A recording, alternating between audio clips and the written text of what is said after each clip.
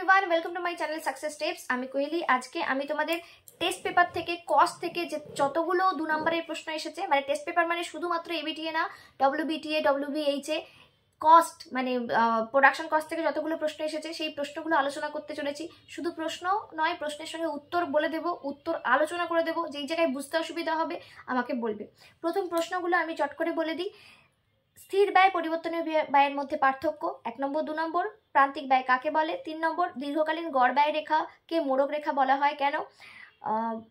4 নম্বর স্থির ব্যয়ের উদাহরণ দাও। 5 নম্বর গড় ব্যয় এবং প্রান্তিক ব্যয়ের সম্পর্ক লেখো। 6 নম্বর সূচক ব্যয় কাকে বলে। 7 নম্বর স্বল্পকালীন গড় ব্যয় দীর্ঘকালীন গড় ব্যয় অপেক্ষা বেশি হয় কেন। স্বল্পকালীন ব্যয় দীর্ঘকালীন ব্যয় অপেক্ষা বেশি হয় কেন। 8 নম্বর গড় ব্যয় যখন কমে তখন প্রান্তিক ব্যয় কি বাড়তে পারে।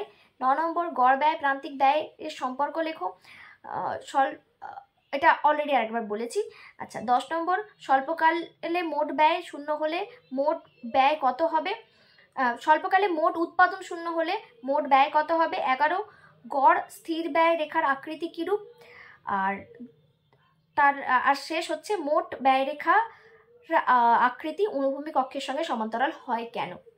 এই কটা প্রশ্ন। আমি প্রশ্নগুলো পরপর আলোচনা করব না, চ্যাপ্টার ওয়াইজ যেমনভাবে করা উচিত সেইভাবে আলোচনা করব। দেখো, বুঝতে অসুবিধা হলে বলবে।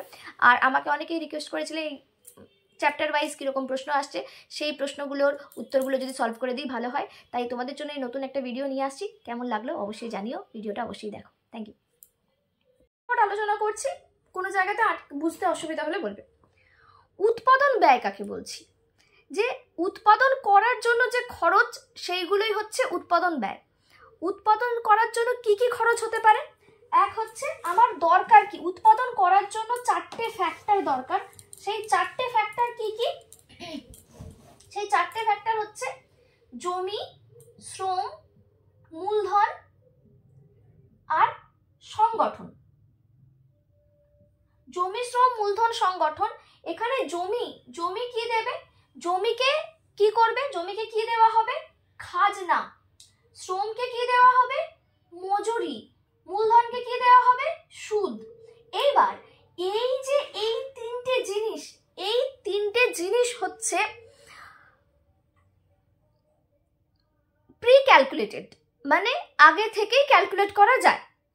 যেমন আমি কোন জমিটা নিচ্ছি সেখানে খাজনা দিতে হবে, প্রত্যেক মাসেই দিতে হচ্ছে, আমি জানি কত দিতে হবে।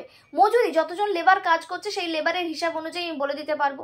এবার সুদও আমি যত ইএমআই যে লোন নিয়েছি সেই সুদ কত দিতে হবে আমি জানি। তারপর মানে আমি একটা জিনিস তৈরি করলাম, বিক্রি করার পরে যে টাকাটা এই বিক্রি করার পরে এই টাকাগুলো দিলাম, দেওয়ার পরে আমার যে টাকা বাকি থাকবে সেইটা কি হয়ে যাবে? সংগঠনের, মানে উৎপাদকের, সেটা হচ্ছে মুনাফা। সেটা হলো মুনাফা। এইবার বলছে মোট ব্যয় আমাদের মেনলি এইগুলোই, এই তিনটে হচ্ছে মোট ব্যয়। এইটা কিন্তু ব্যয়ের মধ্যে পড়ে না, এটা হচ্ছে মুনাফার আন্ডারে পড়ে। ঠিক আছে। এবার এই ব্যয়গুলো ছাড়াও আমাদের আরো অনেক কিছু ব্যয় আছে, পরিবহন ব্যয়, হ্যানা ত্যানা অনেক কিছু আছে। তো একটা জিনিস তৈরি করতে যত টাকা খরচা হয় তাকেই আমরা বলছি উৎপাদন ব্যয়। মোট ব্যয় কাকে বলবো? মোট ব্যয় হচ্ছে কি? একটা নির্দিষ্ট পরিমাণ দ্রব্য উৎপাদনের জন্য যে নির্দিষ্ট পরিমাণ খরচ হয় তাকে আমরা বলবো মোট ব্যয়। এই পরিমাণটা নির্দিষ্ট হবে। নেক্সট হচ্ছে, এবার এই মোট ব্যয় আমাদের উৎপাদনের দুটো সময় আছে। একটা হচ্ছে স্বল্পকাল আর একটা হচ্ছে দীর্ঘকাল। এবার আমাকে বলো স্বল্পকাল কাকে বলে? সৃজা বলো। স্বল্পকালে হচ্ছে মিনিমাম একটা কি থাকবে? স্থির উপাদান থাকবে একটা। আর কি থাকবে? সঙ্গে থাকবে পরিবর্তনশীল উপাদান।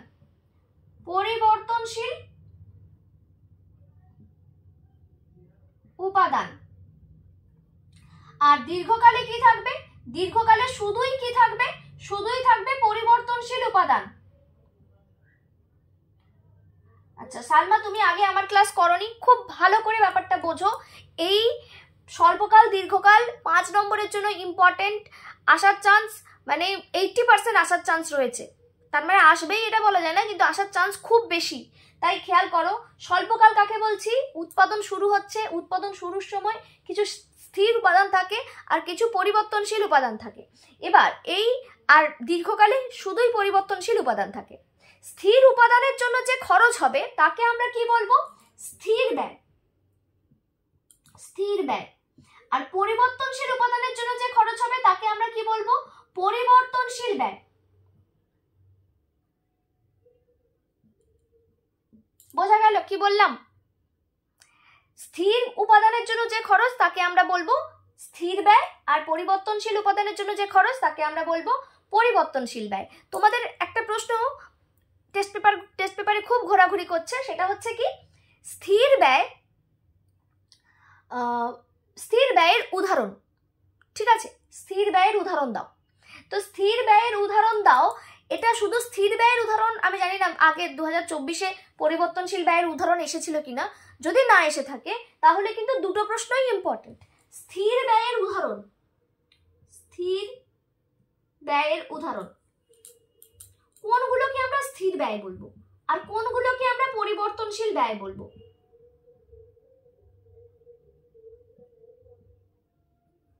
স্থির ব্যয় কাকে বলে? স্থির ব্যয় হচ্ছে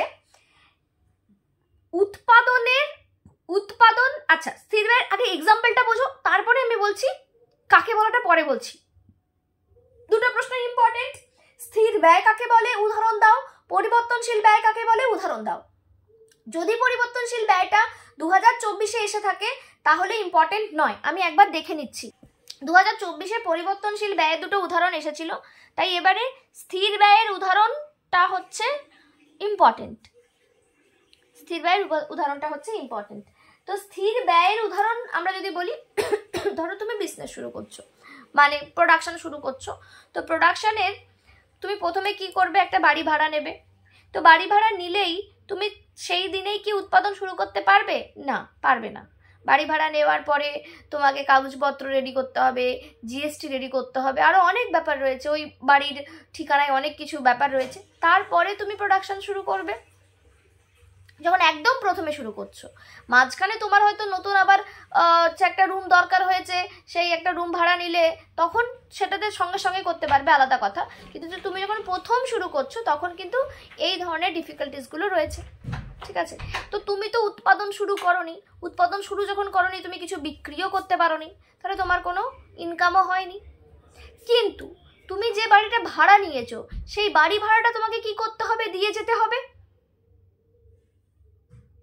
ঠিক তো? সেটা হচ্ছে কি স্থির ব্যয়। তাহলে স্থির ব্যয়টা হচ্ছে, এবার ধরো তুমি উৎপাদন বেশি করেছো, তোমার প্রোডাকশন বেশি হয়েছে, তুমি বিক্রিও বেশি করে ফেলেছো, তোমার ইনকামও বেড়ে গেছে। কিন্তু এবার বাড়িওয়ালা যদি বলে যে তোমার ইনকাম অনেক বেশি হচ্ছে, আমাকে বেশি বাড়ি ভাড়া দাও, তুমি কি দেবে? না, দেবে না। তাহলে একটা যে ব্যয়টা তোমাকে দিয়ে যেতেই হবে কিন্তু তার কোনো পরিবর্তন নেই, তাকে আমরা কি বলছি? মানে উৎপাদন বাড়ছে বা কমছে, ওটার কোনো পরিবর্তন নেই, তাকে আমরা কি বলছি? স্থির ব্যয়। তাহলে আমরা এরকম ভাবে বলতে পারি, উৎপাদনের পরিবর্তনের সঙ্গে সঙ্গে যে ব্যয়ের পরিবর্তন ঘটে না, অর্থাৎ যে ব্যয় উৎপাদনের পরিমাণের উপর নির্ভর করে না, তাকে স্থির ব্যয় বলে।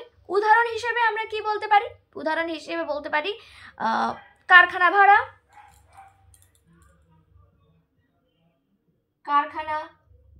ভাড়া, ঋণের সুদ যেটা ইএমআই দেওয়া হয়, তারপর স্থায়ী কর্মচারীদের বেতন,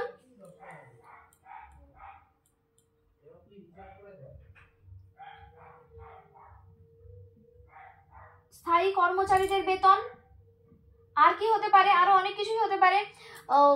ওই তোমার লাইসেন্স ফি,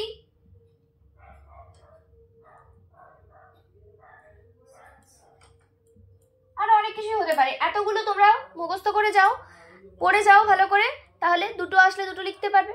পরিবর্তনশীল ব্যয়টা যেহেতু এসে গিয়েছিল ইম্পর্টেন্ট নয়, শুধু জেনে রাখো যে এবার উৎপাদন ধরো বাড়ছে, উৎপাদন বাড়বে কি করে? কাঁচামাল বেশি তো লাগবেই, উৎপাদন করতে গেলে কাঁচামাল তো লাগবে, বেশি উৎপাদন হলে বেশি কাঁচামাল লাগবে।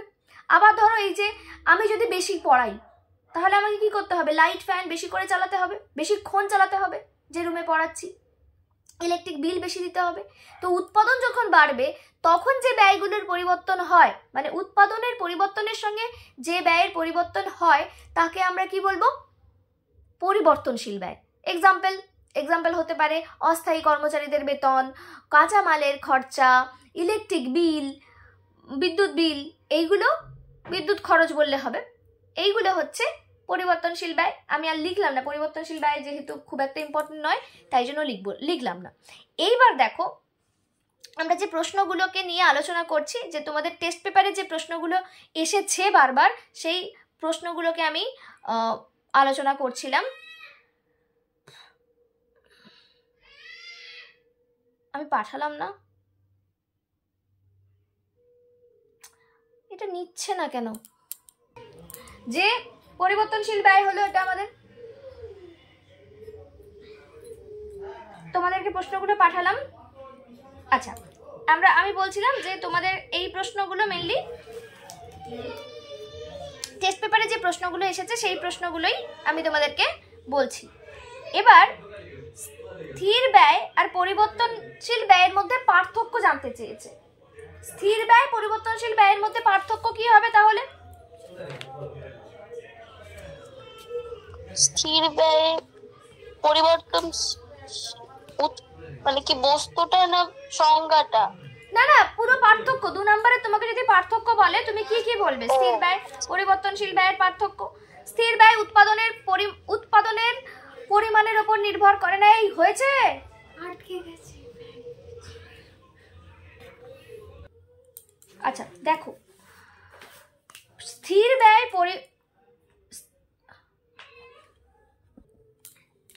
বলছে স্থির ব্যয়ের পরিমাণ উৎপাদনের উপর নির্ভর করে না, উৎপাদনের উপর নির্ভর করে না।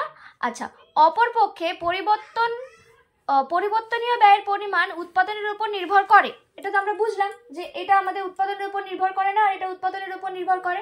প্রশ্ন হচ্ছে difference between fixed cost and variable cost. হ্যাঁ লিখিয়েছিলাম, আগের দিন লিখিয়েছিলাম। কয়েকটা এক্সট্রা নতুন কোশ্চেন পাওয়া গেছে। আমরা একটুখানি বলে দিই যে আমি একটুখানি প্রশ্নগুলো ঝটঝট বলে দিচ্ছি যে 3টে টেস্ট পেপার মিলে আমরা টোটাল ব্যয় থেকে কি কি প্রশ্ন পেয়েছি। স্থির ব্যয় পরিবর্তনশীল ব্যয়ের পার্থক্য 3 থেকে 4 বার পেয়েছি। প্রান্তিক ব্যয় কাকে বলে বহুবার পেয়েছি। What is marginal cost. দীর্ঘকালীন গড় ব্যয় রেখাকে মোড়ক রেখা বলা হয় কেন? খুব বেশিবার পাইনি, একটু কঠিন কোশ্চেন, পড়ে যাও অবশ্যই। স্থির ব্যয়ের 2টি উদাহরণ দাও। আচ্ছা, যখন তোমরা পার্থক্য পড়ছো পার্থক্যতে দুটো হচ্ছে দুটো সংজ্ঞা আর উদাহরণ, তাহলে তোমার বেশ কয়েকটা জায়গা আমরা কভার করে ফেলতে পারবো। ঠিক আছে, কি বললাম বোঝো? প্রথম প্রশ্নটাই যেহেতু স্থির ব্যয় আর পরিবর্তনশীল ব্যয়ের পার্থক্য ছিল, তুমি এই পার্থক্যর সঙ্গে যদি এক্সাম্পল খেয়াল করে যাও তাহলে আমাদের কি হচ্ছে, পরে যে আরেকবার আসছে স্থির ব্যয়ের উদাহরণ দাও, সেটা আলাদা করে উদাহরণটা তোমাদেরকে পড়তে লাগছে না। নেক্সট বলছে গড় ব্যয়, স্থির ব্যয়ের উদাহরণ দাও, বলে দিলাম। গড় ব্যয় এবং প্রান্তিক ব্যয়ের সম্পর্ক লেখো। সুযোগ, এটা অনেকবার এসেছে। সুযোগ ব্যয় কাকে বলে? এটাও 2-1বার এসেছে, 2বারের মতো এসেছে। স্বল্পকালীন ব্যয় দীর্ঘকালীন ব্যয় অপেক্ষা বেশি হয় না কেন? এই প্রশ্নটা ঘুরিয়ে আরেকটা প্রশ্ন আছে, এই সেম প্রশ্ন বলছে, আমি প্রশ্নটা আরেকবার বলছি, স্বল্পকালীন ব্যয় দীর্ঘকালীন ব্যয় অপেক্ষা বেশি হয় কেন? আরেকটা প্রশ্ন, দীর্ঘকালীন ব্যয় স্বল্পকালীন ব্যয় অপেক্ষা কম হয় কেন? দুটো একই প্রশ্ন। না, সুজিটা কেউ খেয়েছে? আর কেউ খেয়েছে? একটু দিয়ে দাও না, খেতে বলো না বাবাকে, একটু খেতে বলো। কোথায় আছে তুমি? হ্যাঁ আমি অনেক করে ফেলেছি, আমি বুঝতে পারিনি অনেক। এমনিতেও ঠিক আছে। আচ্ছা, তারপরে হচ্ছে আচ্ছা গড় ব্যয় যখন কমে তখন প্রান্তিক ব্যয় কি বাড়তে পারে? গড় ব্যয় যখন কমে তখন প্রান্তিক ব্যয় কি বাড়তে পারে? এটা একটা প্রশ্ন। এই প্রশ্নটা যদি আমরা গড় ব্যয় আর প্রান্তিক ব্যয়ের সম্পর্ক পড়ে যাই তাহলে লিখতে অসুবিধা হবে না। লেখো if average cost decrease then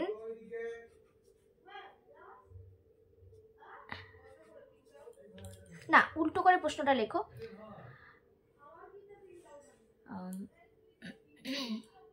Can marginal cost increased? Can marginal cost increased when average cost is decreased?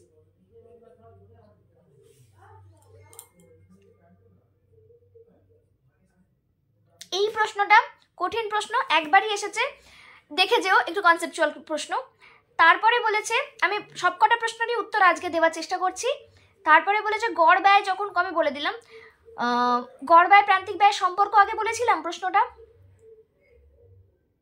Relation between marginal cost and average cost and marginal cost বলেছিলাম। হ্যাঁ বলেছিলাম।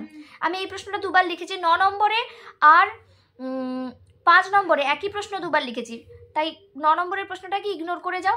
তারপরে বলেছে স্বল্পকালে মোট ব্যয় শূন্য হলে মোট উৎপাদন শূন্য হলে মোট ব্যয় কত হবে?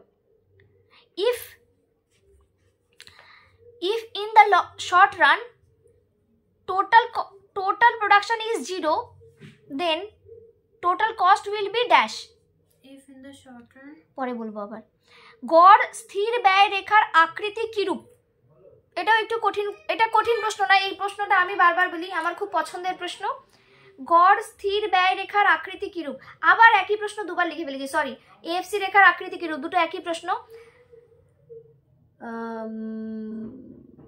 Shape of AFC curve. 11-12 একই প্রশ্ন, ভুল করে লিখেছি। এবার হলো লাস্ট প্রশ্ন, হচ্ছে মোট স্থির ব্যয় রেখার আকৃতি কেমন এবং কেন? প্রশ্নটা একটু অন্য ছিল, আমি ঘুরিয়েছি। AFC curve. হ্যাঁ, শেপ অফ এএফসি কার্ভ, লাস্টেরটা total cost, total fixed cost curve, TFC curve. চলো, আমরা দুটো জিনিস আলোচনা করে ফেলেছি, দুটো না 3টে জিনিস আলোচনা করে ফেলেছি, 3-4টে প্রশ্ন আলোচনা করা হয়ে গেছে। একটা হচ্ছে স্থির ব্যয় কাকে বলে, উদাহরণ স্থির ব্যয় মানে fixed cost, what is fixed cost, example fixed cost আর ভ্যারিয়েবল কস্টের। এটা মেয়ের তো, এটা মেয়ের, আর তোর কোথায়? করাতে। কি বললাম? স্থির ব্যয় পরিবর্তনশীল ব্যয়ের, ছেড়ে দাও না ওটা, এর মধ্যে কোশ্চেন আছে, থাক না, তুমি লেখো না এখন, তোমাকে তখন কোনো উত্তরও জানতে চাইছি না আমি তোমার কাছে, তুমি এখন আপাতত লেখো, তুমি এখন ছাড় পেয়েছো অনেক। চলো, স্থির কি বলছিলাম যেন, হ্যাঁ, এই দুটোর পার্থক্য আমরা বলে দিলাম। আর হচ্ছে 3টে প্রশ্ন হয়েছে, একটা স্থির ব্যয় কাকে বলে, স্থির ব্যয়ের উদাহরণ, আর দুটোর পার্থক্য। ঠিক আছে, এরপরে আমরা যেটা দেখব সেটা হচ্ছে স্থির ব্যয়টাকে আমরা একটুখানি বুঝবো। আচ্ছা, এবার বলো, দীর্ঘকালে শুধু লং রানে কতগুলো কস্ট থাকে? শর্ট রানে কি কস্ট আছে? শর্ট রান মানে স্বল্পকালে কি কস্ট আছে? Fixed cost, variable. আর লং রানে অনলি ভ্যারিয়েবল। তাহলে কোথায় বেশি হবে? বলছে শর্ট রান মানে স্বল্পকালে আমরা দুটো কস্ট দেখতে পাচ্ছি, একটা হচ্ছে ফিক্সড কস্ট আর একটা হচ্ছে ভ্যারিয়েবল কস্ট। লং রানে আমরা কি দেখতে পাচ্ছি? অনলি ভ্যারিয়েবল কস্ট, তাই তো? তাহলে এটা দেখে আমরা কি বুঝতে পারছি, কোথায় কোন রান বা কোন টাইম পিরিয়ডে বা কোন কালে, স্বল্পকালে না দীর্ঘকালে ব্যয় বেশি, কস্ট বেশি, কোনটা? হ্যাঁ বলো। দীর্ঘকালে কেন ব্যয় বেশি হলো? দীর্ঘকালে শুধু ভ্যারিয়েবল কস্ট, স্বল্পকালে আমরা দেখতে পাচ্ছি শুধুমাত্র ফিক্সড কস্ট। এই শুধু দুটোই আছে, ফিক্সড কস্টও আছে, ভ্যারিয়েবল কস্টও আছে। আর দীর্ঘকালে শুধু একটাই কস্ট, সেটা হচ্ছে ভ্যারিয়েবল কস্ট। তাহলে কোথায় বেশি হচ্ছে? শর্ট রানেই কস্ট বেশি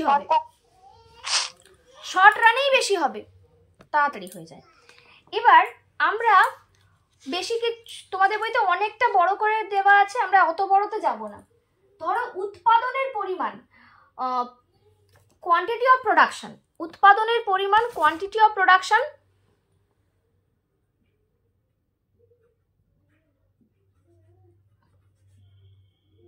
এটাকে কিউ বললাম। FC, TFC, TVC, TC, AFC, ABC, AC, লাস্টে হচ্ছে এমসি। দেখো উৎপাদনের পরিমাণ 0 মানে প্রোডাকশন হয়েছে 0। আচ্ছা এইটার মানে হচ্ছে টিএফসি মানে কি, মোট স্থির ব্যয়, মোট পরিবর্তনশীল ব্যয়, তোমরা ইংলিশগুলোই লিখবে। টিসি মানে টোটাল কস্ট, মোট ব্যয়। গড়, গড় স্থির ব্যয়, গড় পরিবর্তনশীল ব্যয়, গড় ব্যয় আর প্রান্তিক ব্যয়। উৎপাদন যখন 0 তখন আমাদের কোন খরচাটা থাকবেই, সেটা হচ্ছে টিএফসি। এটাকে আমরা এসেনশিয়াল কস্ট বলে থাকি বা অপরিহার্য ব্যয় বলে থাকি।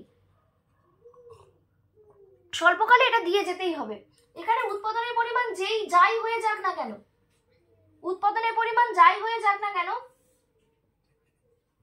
কত দূর আছে, 11, 12, 13 পর্যন্ত। আচ্ছা তো লিখতে লাগবে না, আমি বোঝাচ্ছি, বোঝ। তোদের বই তোরা অনেকবার এইসব ক্লাস করেছিস, কারণ এখন আর সময় নেই। সবই 100 থাকবে, আর লিখলাম না, ঠিক আছে? সবই 100 থাকবে। এবার 100 থাকার জন্য এএফসি, এএফসি কি হবে? এএফসি মানে হচ্ছে গড় স্থির ব্যয়, গড় স্থির ব্যয়, গড় স্থির ব্যয়। গড় স্থির ব্যয় মানে TFC by Q, TFC by Q. এটার মানেটা হচ্ছে গড় স্থির ব্যয় কাকে বলে? গড় স্থির ব্যয় হচ্ছে একক পিছু উৎপাদন ব্যয়, per unit cost. Per unit cost মানে দেখো, একটা তৈরি করতে 100 টাকা খরচা হয়, দুটো তৈরি করতে 100 টাকা খরচা হয়, তিনটে তৈরি করতে 100 টাকা খরচা হয়। এবার তুমি ধরো 4টে তৈরি করতে 100 টাকা খরচা হয়। 4টে থেকে আমি ধরলাম, 4টে দিয়ে আমি বোঝালাম, 4টে প্রোডাক্ট তৈরি করতে 100 টাকা খরচা হয়, স্থির ব্যয় 100 টাকা। তাহলে একটার স্থির ব্যয় কত? কি করব? ডিভাইড 25। তাহলে 4 নম্বরের জন্য কত হবে? এএফসি 25। বোঝা গেছে? আচ্ছা একটার জন্য এটা আমাদের কিছু আসবে না, একটার জন্য 100। তারপরে দুটোর জন্য খরচা হয় কত? 100। তাহলে এখানে একটার জন্য খরচা কত হচ্ছে? 100/2 মানে 50। তাহলে এটা কত হচ্ছে? 50। আর এটা কত হবে? 33.33, 1-3 লিখলাম, ঠিক আছে? তারপরটা কত হবে? তারপরটা হবে 20। এইভাবে আমরা যদি দেখি এএফসি কি হচ্ছে, কমছে, 50, 100, 33, 25, 20 এরকম ভাবে কমছে, তাই তো? এএফসি রেখা কেমন দেখতে হয় প্রশ্ন আসে। এএফসি রেখার কি বলে, শেপ অফ এএফসি রেখা। যদি তোমাকে কখনো বলে দেয় যে এই রেখা দেখতে কেমন, আকৃতি কেমন, তোমাকে প্রশ্নতে চিত্র সহ লিখুক না লিখুক, ডায়াগ্রাম দিতে বলুক না বলুক, তোমাকে ডায়াগ্রাম দিয়ে আসতে হবে, তোমাকে ছবিটা এঁকে আসতে হবে। আকৃতি কিরূপ, এক চাহিদা রেখার আকৃতি কিরূপ, এই প্রশ্নটা আসতে পারে। এএফসি রেখার এখানের কোনো রেখার আকৃতি কিরূপ আসতে পারে, তখন তোমাকে অবশ্যই ছবি আঁকতে হবে।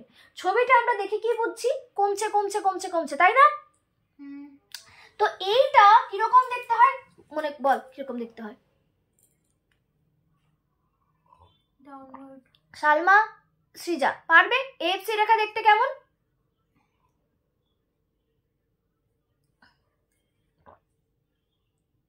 প্রশ্নটা কিন্তু খুব ইম্পর্টেন্ট প্রশ্ন, মানে আমার পছন্দের প্রশ্ন বলে বলছি না, এই প্রশ্নটা আগে এসেছে। ডাউনওয়ার্ড স্লোপিং তো নিশ্চয়ই, সঙ্গে আর একটা এর স্পেশাল কন্ডিশন রয়েছে, সেটা হচ্ছে আয়তক্ষেত্রিক পরাবৃত্ত, rectangular hyperbola. AFC curve is rectangular hyperbola, লিখে ফেলো, AFC curve is rectangular hyperbola বা আয়তক্ষেত্রিক কি বললাম, পরাবৃত্ত।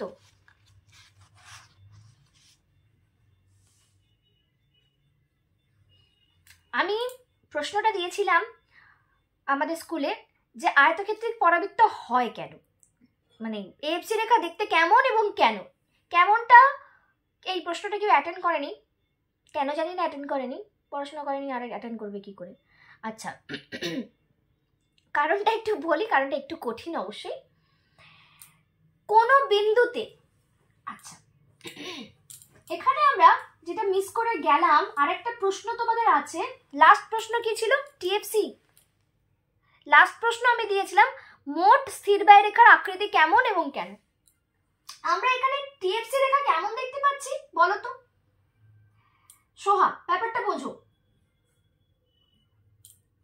এটা হচ্ছে এটা হচ্ছে টিএফসি, এটা হলো কিউ।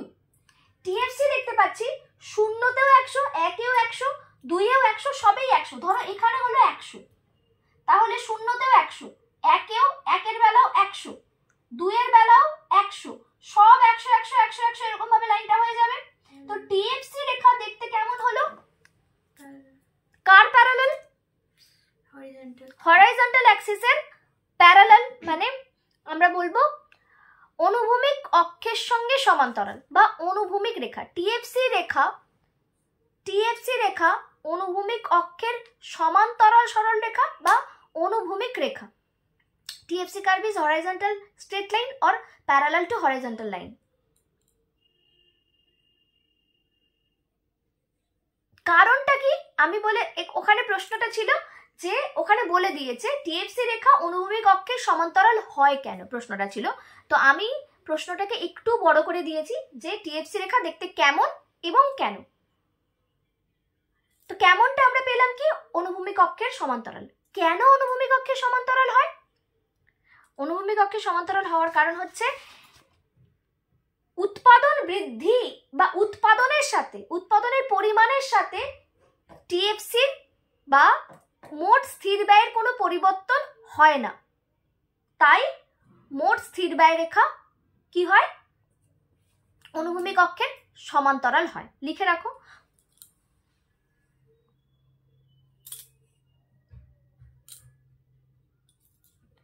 উৎপাদনের পরিবর্তনের সাথে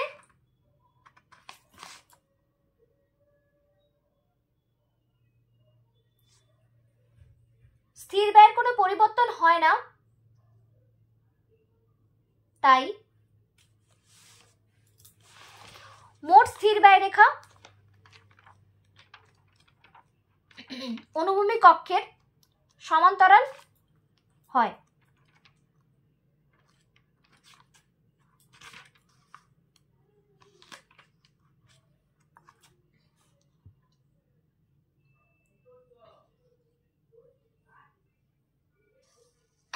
আর একবার বলুন ম্যাম। উৎপাদনের পরিবর্তনের সঙ্গে মোট স্থির ব্যয়ের কোনো পরিবর্তন হয় না, তাই মোট স্থির ব্যয় রেখা অনুভূমিক অক্ষের সমান্তরাল হয়, সমান্তরাল সরলরেখা হয়। একটা প্রশ্ন ছিল যে সোহা হয়েছে, সোহা লেখা হয়েছে। একটা প্রশ্ন ছিল এখানে যে তোমাদেরকে আমি যেটা পাঠিয়েছি তার মধ্যে 10 নম্বর, স্বল্পকালে মোট উৎপাদন শূন্য হলে মোট ব্যয় কত হবে? স্বল্পকালে মোট উৎপাদন শূন্য, মোট ব্যয় কত হচ্ছে? আরে এটাকে কি বলবো? মোট স্থির ব্যয়। যদি শর্ট রানে কি লিখেছিলাম, শর্ট রানে যদি প্রোডাকশনটা 0 হয় তাহলে টোটাল কস্ট হবে টোটাল ফিক্সড কস্ট।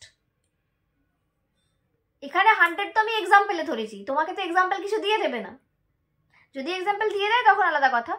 সিবিএসসিতে আসে এক্সাম্পল দিয়ে নাম্বার লিখে দিয়ে তারপরে জিজ্ঞেস করে কোনটা হবে। তো আমাদের উত্তর কি হবে? টোটাল ফিক্সড কস্ট বা মোট স্থির ব্যয়। লিখে রাখো উত্তরটা। এটা 1 নম্বরের উত্তর, 2 নম্বরে দিয়েছে প্রশ্নটা, যদিও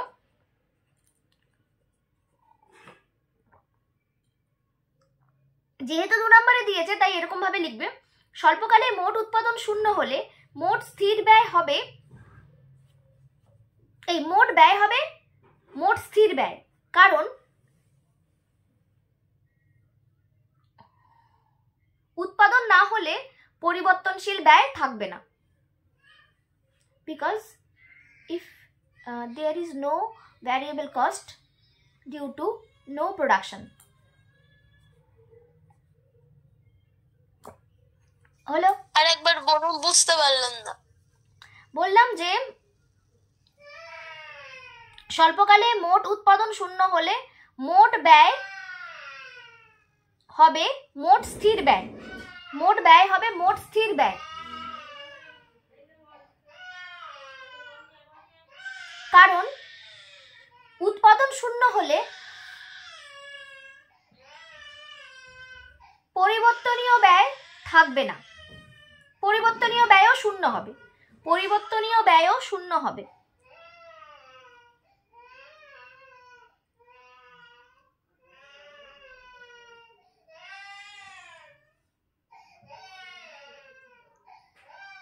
হয়ে গেছে? সবার হয়েছে? আমাদের এখানে কিছুটা ভ্যারিয়েবল কস্ট থাকবে। সেই ভ্যারিয়েবল কস্ট কি কি? যখন উৎপাদনের পরিমাণ শূন্য তখন টোটাল ভ্যারিয়েবল কস্ট হবে 0। টোটাল ভ্যারিয়েবল কস্টটা আমি লিখবো এখানে 10, 16, 21, 10, 16, 21, 26, 30। আচ্ছা, আমি একটুখানি এটা ফিল আপ করি, নাহলে একটু অসুবিধাই হবে। এটা এত বড় নিয়েছে না।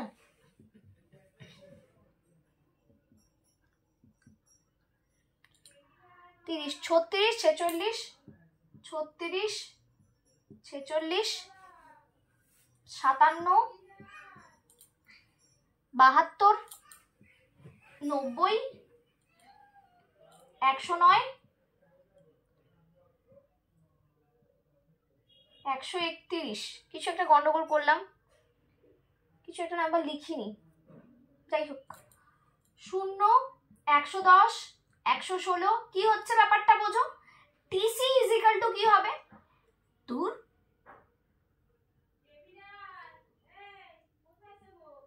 টিসি ইজ ইকাল টু কি হবে? TFC plus TVC. একটু আগেই বলছিলাম যে মোট স্থির ব্যয় আর মোট পরিবর্তনশীল ব্যয় দুটোকে প্লাস করে আমরা কি পাবো? Total cost.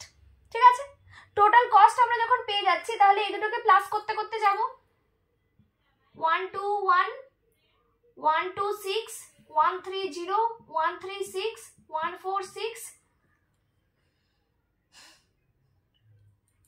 157, 172, 190, 209, 231। এখানে আমি কিছু একটা নাম্বারে গন্ডগোল করেছি, এতদূর পর্যন্ত যথেষ্ট, আর লিখতে লাগবে না। আচ্ছা, এরপরে আমি এই নাম্বারগুলো লিখে নেব। 16 পূর্ণ 2 এর 3, 14 পূর্ণ 2 এর 7। এই বই থেকে এক্সাম্পল না নিলেই পারতাম, খুব বাজে বাজে এক্সাম্পল। 12 পূর্ণ, আচ্ছা এটা আমরা জেনে গেছি, তাই এটা আমি আর লিখলাম না। এইবার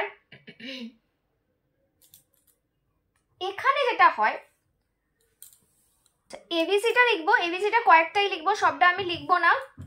এবিসি ভালো করে বোঝো, অ্যাভারেজ ভ্যারিয়েবল কস্ট, গড় পরিবর্তনশীল ব্যয়। গড় পরিবর্তনশীল ব্যয় হচ্ছে যে ধরো মোট পরিবর্তনশীল ব্যয়টাই ইউনিট পিছু কত হচ্ছে। প্রথমে ধরো একটার জন্য কত? 10, একটার জন্য 10, দুটোর জন্য কত? দুটোর জন্য কত? 16 লিখেছি আমি, একটার জন্য ওটা পরে লিখছি, পরে করছি। বলছে দুটো জিনিস তৈরি করতে ভ্যারিয়েবল কস্ট কত লাগে? 16। তাহলে একটা করতে কত লাগবে? 16/2, 8। আবার এইটাতে দেখো তিনটে তৈরি করতে কত লাগে? 21। তিনটে তৈরি করতে কত লাগে? 21। তাহলে একটা তৈরি করতে কত লাগবে? 21/3 = 7। তো আমাদের কিভাবে আসছে ব্যাপারটা? ব্যাপারটা আসছে এইটা তো 10, তারপরে হলো 8, তারপরে হলো 7। মানে অ্যাভারেজ, মানে ইউনিট পিছু বা একক পিছু পরিবর্তনশীল ব্যয়টাই হচ্ছে গড় পরিবর্তনশীল ব্যয়। 6 পূর্ণ 1 2, 6 6 6 পূর্ণ 4 7, এরকম ভাবে চলতে থাকবে। তো এবিসি ইজ ইকুয়াল টু আমাদের কি আসছে, TBC by Q. ABC is equal to TBC by Q. আমি আর দুটো লিখে এখানে আর লিখবো না। 7 পূর্ণ 1 4 1 8, 7 পূর্ণ 1 8। এবার এসি আমাদের কি হচ্ছে, এসি হবে এই দুটোর plus. AC is equal two AFC plus ABC. তো আমরা এই দুটোকে প্লাস করে এসি পেয়ে যাব। তাহলে এটা হচ্ছে 110, এটা হচ্ছে 58, তারপরেরটা হচ্ছে 40 পূর্ণ 1 3, তারপরটা 31 পূর্ণ 1 2, তারপরটা হলো 26, তারপরেরটা হচ্ছে 22 পূর্ণ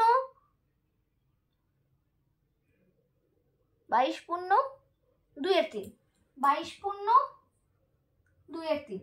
আচ্ছা, এবার এতটা থাক, বেশি আর লিখছি না। এমসি কি হবে, এমসি কি হবে? এমসি হচ্ছে, এমসি আগের দিন আমি পরে বলে দিচ্ছিলাম। এমসি মানে কি, 1 একক বেশি উৎপাদন করার জন্য যতটা এক্সট্রা খরচ হচ্ছে। ঠিক আছে, বলছে 1 ইউনিট এক্সট্রা প্রোডাকশনের জন্য এক্সট্রা যতটা খরচা হচ্ছে, মানে অতিরিক্ত 1 একক উৎপাদনের জন্য অতিরিক্ত যত টাকা খরচা হচ্ছে। এখানে 0 থেকে 1 উৎপাদন করার জন্য কত টাকা এক্সট্রা খরচা হয়েছে, 0 থেকে কত হয়েছে, 0 থেকে কত হয়েছে, 0 থেকে এটা সরি টিসি কিন্তু আমি ভুল লিখেছি। টিসি কত হবে, প্রথমটা হচ্ছে 100। আমরা একটু আগেই আলোচনা করছিলাম যে যদি উৎপাদন প্রোডাকশন যদি 0 হয় তাহলে টিসি ইজ ইকুয়াল টু কি হবে, টিসি ইজ ইকুয়াল টু কি হয়েছে, 80 এফসি। ঠিক আছে, ঠিক আছে। এবার 0 থেকে 1 উৎপাদনের জন্য এক্সট্রা কতটা খরচা হয়েছে, 10। ঠিক আছে, তারপরে তারপরে কত, 10 থেকে 110 থেকে 116 কত এক্সট্রা খরচা হয়েছে। এবার দেখো আমরা যেটা আলোচনা করছিলাম যে দুটো জায়গা আমি ছবি আঁকতে ভুলে গেছি। আমরা কার্ভগুলো কেমন সবকটা কার্ভই আমরা আলোচনা করে যাব। টিসি আর টিভিসি দেখব, টিসি টিভিসি দেখব। টিএফসি আমরা দেখেছিলাম কি, টিএফসি এরকম দেখতে দেখেছিলাম। এবার দেখো টিভিসি কোথা থেকে স্টার্ট হয়েছে, 0 থেকে স্টার্ট হয়েছে, 0 থেকে স্টার্ট হয় এইরকম। তো আমরা এত বুঝতে যাব না, পুরো পুরো যদি পয়েন্ট বসাতে যাই আমাদের একটু অসুবিধা হবে। তো আমরা ছবিটা এঁকে নেব। ছবিটা হচ্ছে প্রথমে এইরকম গিয়ে এইরকম হয়, এটা হচ্ছে টিভিসি, এটা হচ্ছে টিভিসি। ঠিক আছে, টিভিসি কেমন দেখতে হলো, এমসিকিউতে আসতে পারে, সেটা হচ্ছে কি কেমন দেখতে। প্রথমে কি রকম হয়েছে, প্রথমে কনকেভ, তারপরে কনভেক্স। কনকেভ কনভেক্স মানে প্রথমে অবতল পরে উত্তল, প্রথমে অবতল পরে উত্তল। ঠিক আছে, এবার ভালো করে বোঝো কেন আমি জিনিসটা আলোচনা করতে ভুলে গিয়েছিলাম, আবার মনে করে আলোচনা করছি। টিসির ক্ষেত্রে দেখো, টিসি স্টার্ট হয়েছে এরকম জায়গা 100 থেকে, কিন্তু যদি ডিফারেন্সটা বোঝার চেষ্টা করো দেখো এই শুধু এই জায়গাটাই অ্যাড হয়েছে বলে টিসিটা চেঞ্জ হয়েছে। টিভিসিটা এই টিসির সাথে প্লাস হয়েছে বলে তবেই কি হয়েছে, টিসি চেঞ্জ হয়েছে, মানে টিসিও তো টিএফসি থেকে যেত। তো ছবিটা আমাদের টিসিটা হবে, টিসি স্টার্ট কোথা থেকে হবে, 100 থেকে হবে। তো 100 থেকে হয়ে এইরকম ভাবে এইরকম। তো টিসিও টিভিসি অ্যান্ড টিসি দুটোই একই দেখতে, কিন্তু টিভিসি কোথা থেকে স্টার্ট হয়, মূল বিন্দু থেকে স্টার্ট হয় না। টিভিসি কোথা থেকে স্টার্ট হয়, অরিজিন থেকে স্টার্ট হয়, মূল বিন্দু থেকে স্টার্ট হয়। এগুলো এমসিকিউতে আসতে পারে, তাই এমসিকিউ আমি তোমাদেরকে সবসময় বলবো মানে পড়ে যাও, কি বলে জয়দেব সরকারের প্রত্যেকটা প্রশ্ন পড়ে যাও। বোঝা গেল? এবার আরেকটা জিনিস মাথায় রাখবে, এই যে গ্যাপটা, এই গ্যাপটা কি, এই গ্যাপটা হচ্ছে টিএফসি। ঠিক আছে, আমরা আচ্ছা, টিভিসি প্যারালাল হবে টিসির সাথে, যদিও এটা বক্ররেখা তবুও এটা প্যারালাল। প্যারালাল মানে সমান্তরাল। আমরা কোনো একটা জায়গাতে আমরা যদি এইরকম ভাবে লাইন টেনে দিই, তাহলেও এই যে গ্যাপটা পাবো এটাও কি হবে, এই গ্যাপটা ইকুয়াল। আমরা যেখানেই করি না কেন কি হবে, টিসি আর টিভিসির উল্লম্ব দূরত্ব সব সময়ের জন্যই সমান। লেখো লেখো, vertical distance between TC and TVC always same. মোট ব্যয় এবং মোট পরিবর্তনীয় ব্যয়ের উল্লম্ব দূরত্ব সব সময় সমান।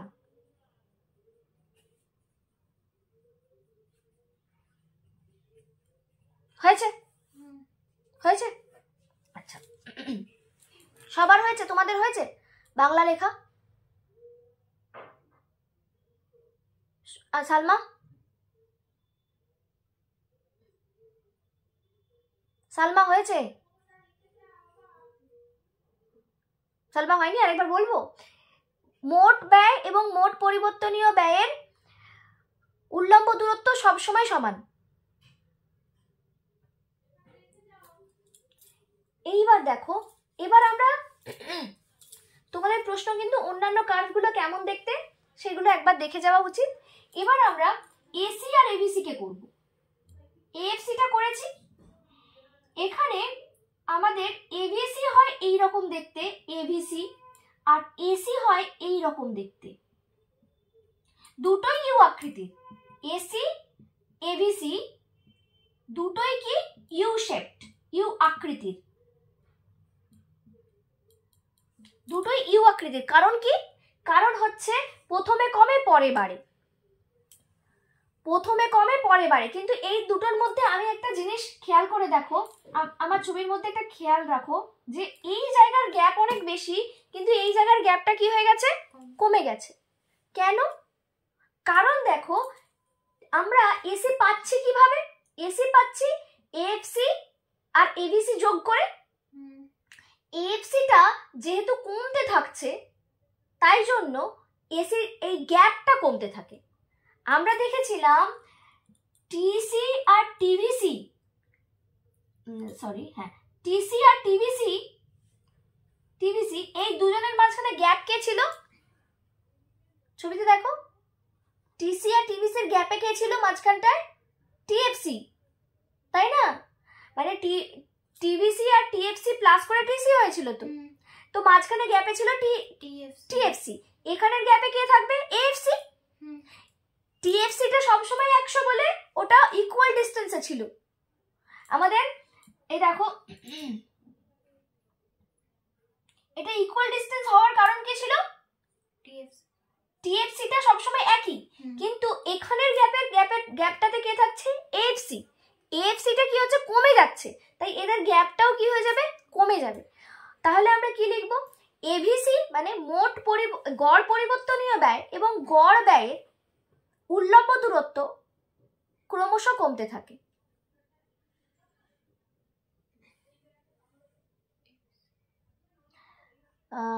Vertical distance between AC and ABC gradually decreased. হয়ে গেল। আচ্ছা, এবার এমসিটা নিয়ে ছোট্ট করে আলোচনা করব। আমাদের মোটামুটি অনেকটাই আমরা করে ফেলেছি, আর এখান থেকে কি প্রশ্ন বাকি আছে?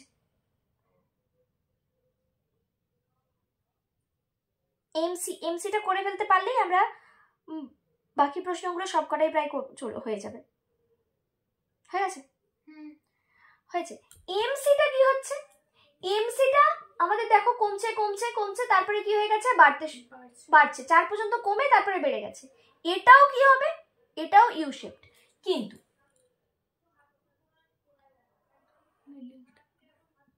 এমসি, ঠিক আছে, এমসিও ইউ শেপড,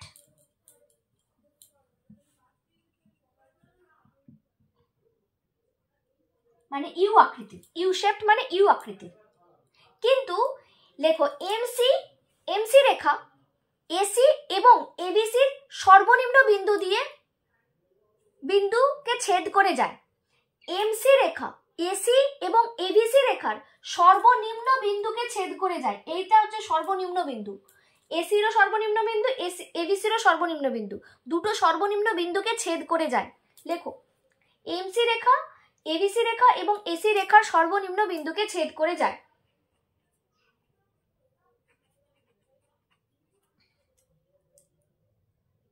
আচ্ছা, এবার তোমাদের একটা প্রশ্ন ছিল, AC AC MC AC MC সম্পর্ক। হ্যাঁ, এটা সবের জন্যই সেমই হয়। দেখো ভালো করে বুঝবে, এসি যখন কমছে, ছবি দেখো শুধু, এসি যখন কমছে, এসি কি হচ্ছে, কমছে, কমছে যখন এই যে কমছে, এতটা কম, এখান পর্যন্ত কমছে, তখন এসি কোথায় আছে, এখানে, এমসি কোথায় আছে, নিচে, তাই তো, নিচে। তাহলে কে ছোট, এসি ছোট না এমসি ছোট? এমসি ছোট, এমসি ছোট, ঠিক আছে। কিন্তু এমসি কি হয়েছে, কমেছে, কমে আবার বেড়েছে, কমতেও পারে বাড়তেও পারে, দুটোই হতে পারে, খেয়াল আছে, ঠিক আছে। নেক্সট, এই জায়গাতে এসি কি একটু স্থির, স্থির আর সর্বনিম্ন, শুধু স্থির নয়, এটা মিনিমাম, সর্বনিম্ন, সর্বনিম্ন হওয়ার জন্য এসি কি হবে, এসির সঙ্গে এমসি কি হয়েছে, কেটে বেরিয়ে গেছে, তাহলে এটা কি হচ্ছে, ইকুয়াল, ঠিক আছে। আবার এসি যখন বাড়ছে, এসি বাড়ছে কোন পোরশনে, এই পোরশনে বাড়ছে, তখন খেয়াল করে দেখো এমসি কিন্তু এসির ওপর দিকে রয়েছে, এই কার্ভটা একটু একটু হেলানো টাইপ, এরকম মানে এইরকম টাইপের, ঠিক আছে। এটা হচ্ছে এমসি, এমসি কি আছে, ওপর দিকে আছে, কার ওপর দিকে, এসির ওপর দিকে, তার মানে কি এমসি বড়। সম্পর্ক আসলে, সম্পর্ক আমাদের রেভিনিউতেও আসতে পারে, আমাদের উৎপাদনেও আসতে পারে, সম্পর্ক কিন্তু সবসময়ের জন্যই একই হয়। গড় যদি কমে তাহলে গড় নিজে বড় হয়, গড় যদি একই থাকে তাহলে গড়ের সঙ্গে প্রান্তিক ইকুয়াল হবে, গড় যদি বাড়ে গড় কি হবে, প্রান্তিকের থেকে ছোট হবে, বোঝা গেল। অ্যাভারেজ যদি ডিক্রিজ করে তাহলে অ্যাভারেজ নিজে কি হবে, গ্রেটার দ্যান মার্জিনাল হবে। অ্যাভারেজ যদি কনস্ট্যান্ট থাকে তাহলে কি হবে, অ্যাভারেজ ইকুয়াল টু মার্জিনাল হবে। অ্যাভারেজ যদি ইনক্রিজ করে তাহলে অ্যাভারেজ লেস দ্যান মার্জিনাল হবে। সেটা তুমি এখানে তুমি কস্ট বসাও, এখানে তুমি রেভিনিউ বসাও, এখানে তুমি প্রোডাকশন বসাও, যাই বসাও না কেন। রিলেশনে ডায়াগ্রাম করতে হবে, রিলেশন দিলে হ্যাঁ ডায়াগ্রামটা দেখিয়ে দিও, রিলেশন দিলে ডায়াগ্রামটা দেখিয়ে দিও, ঠিক আছে। এইটা গেল। এবার এই প্রশ্নটা তোমাদের ছিল, সঙ্গে আর একটা প্রশ্ন দিয়েছে, ভালো করে বুঝবে, বুঝে উত্তরটা দেবে। আমি অলরেডি উত্তরটা বলে দিয়েছি। বলছে গড় ব্যয় যখন কমে প্রান্তিক ব্যয় কি বাড়তে পারে? ইফ না, বললাম যে can marginal cost increased when average cost is decreased? Average cost decrease করলে, অ্যাভারেজ কস্ট ডিক্রিজ করছে যখন, তখন কি মার্জিনাল কস্টটা বাড়তে পারে? দেখো অ্যাভারেজ কস্ট ডিক্রিজ করছে, গড় ব্যয় ডিক্রিজ করছে, তখন মার্জিনাল কস্ট কমতেও পারে বাড়তেও পারে, কারণ এটা নিচের দিকে একদম নেমেছে, নেমে আবার বেড়ে গেছে, কমতেও পারে বাড়তেও পারে। হ্যাঁ, তাহলে উত্তরটা কি হবে? হ্যাঁ, উত্তরটা হবে ইয়েস। দেখো কোশ্চেনটা আমি কত নম্বর কোশ্চেনে দিলাম জানো? 2 নম্বর। ঠিক আছে, হয়ে গেল। তাহলে কি কি প্রশ্ন আমাদের হয়ে গেল? 1 হয়ে গেছে, 2 হয়ে গেছে, 4 হয়ে গেছে, 5 হয়ে গেছে, 8, 9, 10, 11, 12, 13 হয়ে গেছে। তার মানে হয়নি কি? 3 নম্বরটা হয়নি। 3 নম্বর হচ্ছে দীর্ঘকালীন গড় ব্যয় রেখাকে মোড়ক রেখা বলা হয় কেন? আচ্ছা, আর কি হয়নি? সূচক ব্যয় কাকে বলে? হয়নি। আর 7 নম্বর প্রশ্ন, স্বল্পকালীন ব্যয় দীর্ঘকালীন ব্যয় অপেক্ষা বেশি হয় কেন? ওটা একটুখানি ডিসকাস করেছিলাম। হ্যাঁ খোলো খোলো, আমার মেয়ে করছে, খোলো খোলো। হ্যাঁ উঠে গেছে। খাবে কি জিজ্ঞেস করছি। হ্যাঁ হ্যাঁ হ্যাঁ উঠে গেছে। হচ্ছে খাওয়াতে বলবো। হ্যাঁ। খাচ্ছে। 8:30টায় খাচ্ছে, ও 9:30টায় এমনিতে ভাত খায়। আজকে আর ওকে ভাত খেতে হবে না, আজকে খাওয়াটা এমনিতেই উল্টাপাল্টা হয়ে গেল। এনিওয়ে আমি অনেকক্ষণ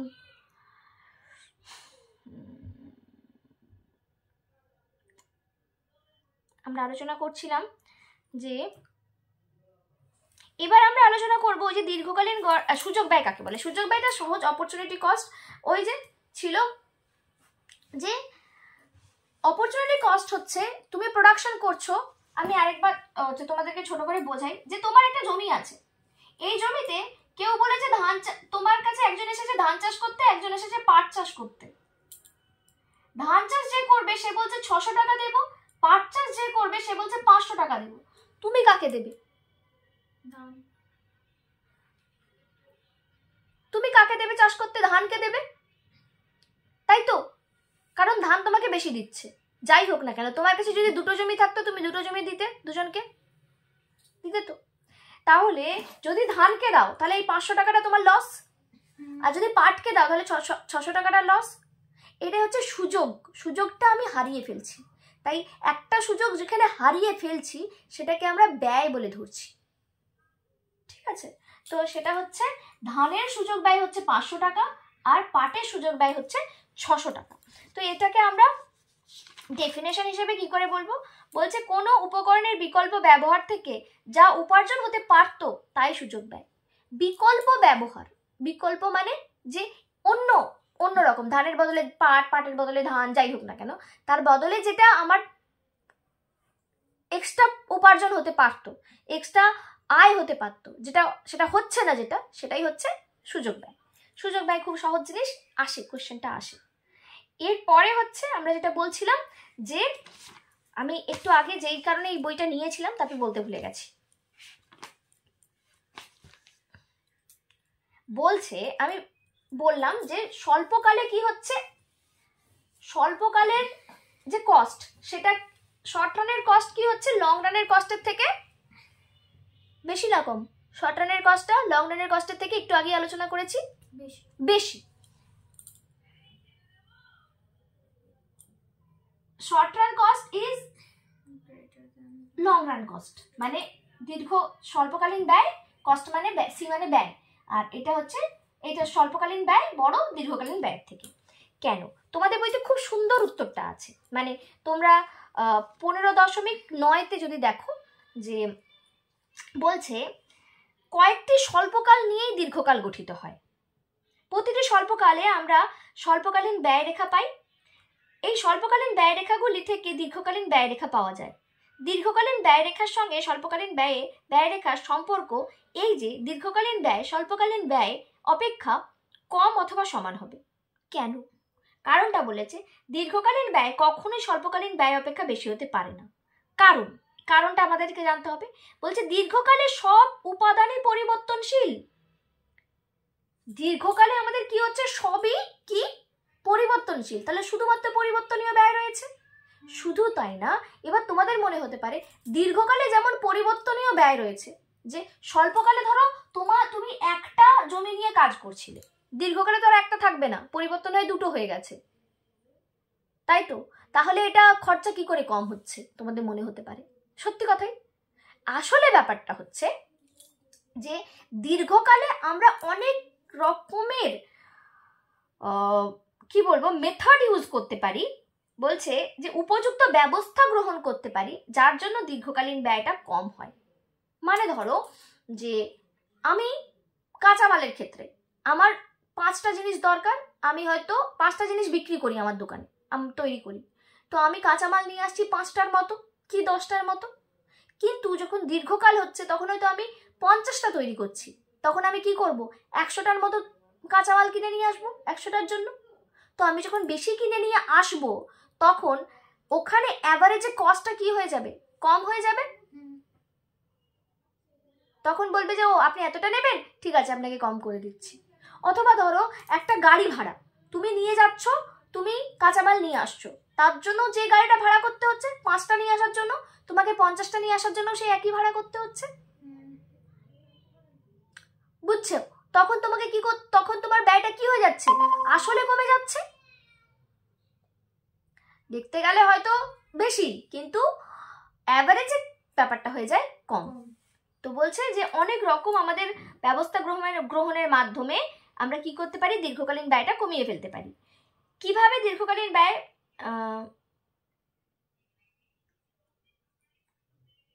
এটা আর লিখতে লাগবে না, সেটা আমরা ওই কমানো সম্ভব পর্যন্ত লিখবে, আমি তোমাদের নোটসে লিখে দিয়েছি, সেটাও দেখতে পারো। যে দুটো, এইবার তোমাদের প্রশ্ন যে এলএসি রেখাকে মোড়ক রেখা বলে কেন, এলএসি রেখাকে মোড়ক রেখা বলে কেন, দেখো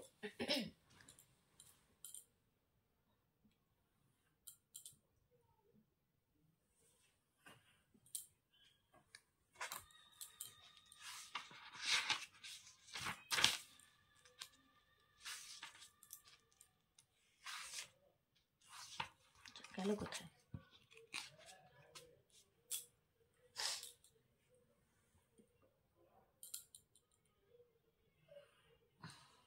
এটা হচ্ছে এলএসি,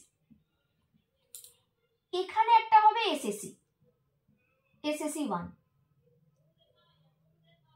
এটা হচ্ছে এসএসি, এসএসি 2, আমি বেশি আঁকছি না, এটা হলো আরেকটু এই সাইড দিয়ে আঁকি, এসএসসি 3, এইটা হলো এসএসসি 4, এইরকম। ঠিক আছে, কি হচ্ছে দেখো, এই যে এসএসসি মানে short run average cost, short run মানে স্বল্পকালীন ব্যয়, স্বল্পকালীন গড় ব্যয় রেখাগুলোকে আটকে রেখেছে এলএসি।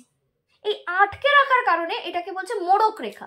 মোড়ক বা এনভেলাপ, এনভেলাপ দিয়ে আমরা কি করি, এনভেলাপ মানে খাম দিয়ে আমরা আটকে দিই না, সেই আটকে দেওয়ার ব্যাপারটা আসছে এখানে। বলছে যে গড় ব্যয় রেখার দীর্ঘকালীন গড় ব্যয় রেখা স্বল্পকালীন গড় ব্যয় রেখাগুলিকে ঘিরে থাকে, সেই জন্য দীর্ঘকালীন গড় ব্যয় রেখাকে স্বল্পকালীন গড় ব্যয় রেখার খাম রেখা বা মোড়ক রেখা বা কি লেফাফা নাকি লাফাফা কি একটা আছে দেখবে, আমি আগের দিন বলছিলাম, বলা হয় তোমাদের। এটা হচ্ছে অজয় কুমার নন্দিতে লিখেছে, জয়দেব সরকারি লিখেছে, দীর্ঘকালীন গড় ব্যয় রেখা স্বল্পকালীন গড় ব্যয় রেখার নিম্নস্থ বহিঃস্পর্শ। না, তো এটা হচ্ছে এ থেকেই লেখা ভালো, ওই অজয় কুমার নন্দী। দীর্ঘকালীন গড় ব্যয় রেখা স্বল্পকালীন গড় ব্যয় রেখাগুলিকে ঘিরে থাকে, তাই দীর্ঘকালীন গড় ব্যয় রেখাকে স্বল্পকালীন গড় ব্যয় রেখার মোড়ক রেখা বলা হয়। আচ্ছা, হয়ে গেল, এই প্রশ্নটাও হয়ে গেল আমাদের। স্বল্পকালীন গড় ব্যয় রেখা বেশি হতে পারে না কেন, সব কটা প্রশ্ন আলোচনা করে দিলাম। যে কটা প্রশ্ন এবিটিএ, ডব্লিউবিটিএ, ডব্লিউবিএইচ এর 3টে টেস্ট পেপারের সব কটা 2 নম্বরের প্রশ্ন। আচ্ছা, সমহার মাত্রা বৃদ্ধি প্রতিদানের নিয়ম কার্যকরী হলে এলএসি রেখা দেখতে কেমন হবে? তখন এলএসি রেখা দেখতে হবে এই রকম টাইপের, এলএসি এইরকম দেখতে হবে, সব কটা এইরকম ভাবে যাবে। এই এলএসিতে এইরকম ইউ আকৃতির হবে না, এইরকম টাইপের দেখতে হবে। ঠিক আছে, ব্যাস। এবার এমসিকিউ গুলো তোমরা তোমাদের বই থেকে দেখবে, কোনো জায়গাতে অসুবিধা হলে বলবে। জয়দেব সরকেল আমি সাজেস্ট করবো, জয়দেব সরকেলের সবকটা এমসিকিউ সলভ করে যাবে। সেখান থেকে যদি কোনো অসুবিধা হয়, বেশ কিছু কোয়েশ্চেন একটু অন্যরকম আছে, যদি অসুবিধা হয় আমাকে বলবে।